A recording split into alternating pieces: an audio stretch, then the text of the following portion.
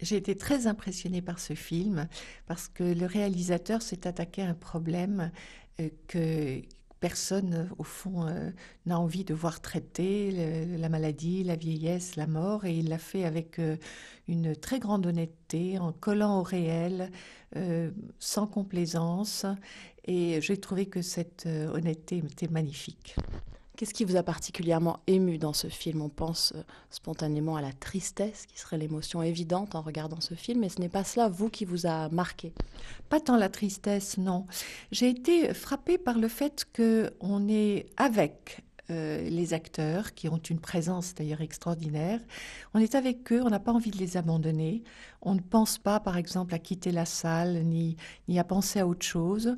Et là, j'ai compris vraiment ce que c'était que la compassion. Et Hanke a réussi quelque chose là, à nous montrer que face aux situations très difficiles, nous ne pouvons faire qu'une chose, c'est être avec l'autre. Ce film a reçu la Palme d'Or à Cannes, il a été encensé par tous, par la critique. Est-ce que pour vous c'est le signe d'une ouverture enfin à ces questions de la fin de vie, de la mort? Non, je ne pense pas parce que malheureusement, je crois que les gens ont très peur de se confronter à ces questions. Et il y a encore un énorme tabou.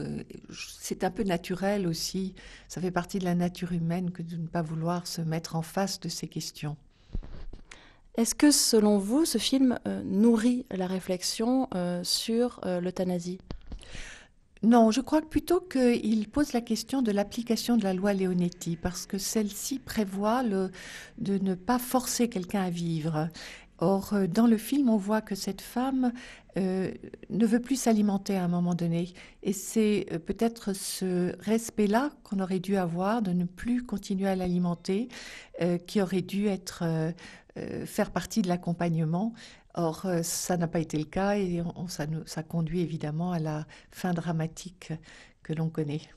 Oui, puisque l'on voit surtout dans ce film, c'est finalement la solitude d'un homme face à la maladie de sa compagne en l'occurrence. Donc c'est cette solitude-là que vous essayez d'éviter en prônant l'accompagnement. Oui, il est très seul, il écarte tout le monde et on sent bien que s'il y avait près de lui quelqu'un qui pouvait lui dire: «Écoute, elle n'a plus envie de s'alimenter, respectons cela, laissons-la mourir», eh bien les choses auraient été la fin aurait été certainement beaucoup plus douce.